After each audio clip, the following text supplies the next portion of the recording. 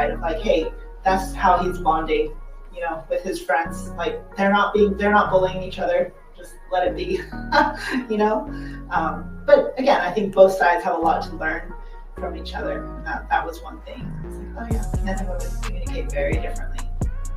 Yeah, that's so true. You know, we guys, we interact amongst each other very differently. Totally. It's totally differently, and the boundaries are different. The and sometimes, from a woman's point of view, if they're watching guys interact with each other, they can think, "Well, are they going to fight or what?" Yeah. Absolutely. Yeah, so it's different. And even amongst when you have a man and a woman together, a woman might feel like, oh, he doesn't care. He doesn't show any emotions. Like that. I said, well, that doesn't mean he doesn't care. That's just not a part of his personality. That's all. Yeah, and it could be, and this is something else that I discovered is that, you know, I mean, it seems so basic, but men and women are socialized very differently. And I think that's what I started looking at when I went to this women's college and then would walk over and see how the football team interacted with each other. It's like, oh, like even society encourages different ways of men and women interacting with each other.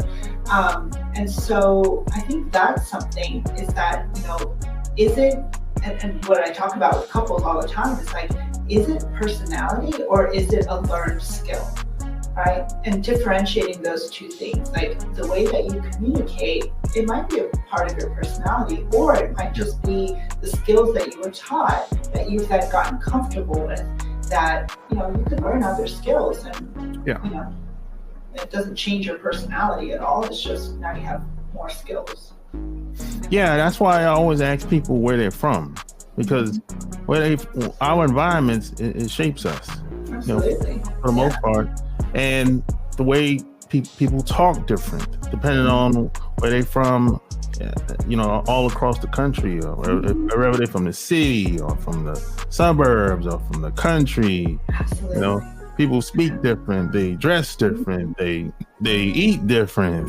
That's why I always ask them where they're from, because there's a good chance I've either been to there or close to there or know someone there, wherever they're from. That's why I always start from. My wife used to ask me, why do you keep asking people where they're from all the time when you first meet them? Because that's a good starting point. Absolutely. And I think that also brings up a really good point of something I've learned about men is the importance of respect, right? And feeling respected. And a lot of that, and I talk about it with my couples a lot, is when you know where somebody's from, what their background is, what they stand for, then you can show them respect in the way they want to be respected. Otherwise, I mean, this is just human nature. We tend to respect other people or treat them the way we want to be treated, right?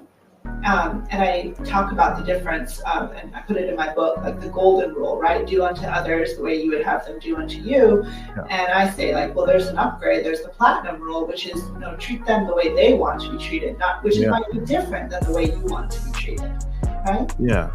And, you know, it's like you said, if you do care and you want to show your partner you care, make sure it's landing for them. Not just, well, I would love a lawnmower. It's like, yeah, but she doesn't, you know, and vice versa. Like, you want a spa day, that might not be what your husband wants. You know, get him what he wants, not what you want, right? So. Yeah, exactly. You know, so how did you know that you could help other people, you know, with their problems and issues or relationships? Because it's one thing that, you know, you found your way, but sometimes a lot of people, they might not be so good at helping other people do the same thing. Mm-hmm.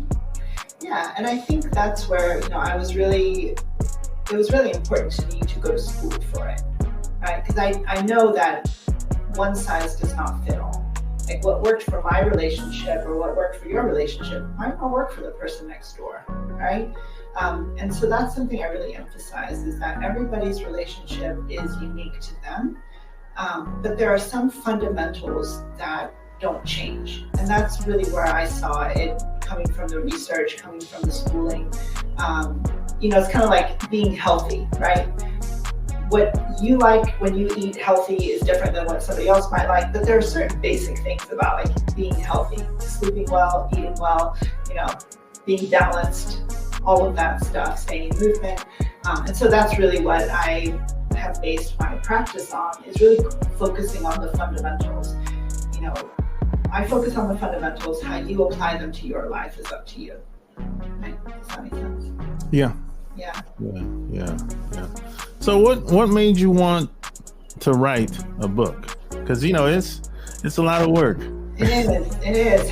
But that's really what it was, is I in working with couples and in being a therapist, I noticed that there are a lot of books for women, a lot, Yeah. And then there are a lot of books for couples, but generally the women, maybe spoken to the female voice, or recognizing that women tend to be the bigger consumers of this kind of information. So I wanted to write a book for men to kind of balance that field out a little bit, because I noticed, when couples would come into therapy,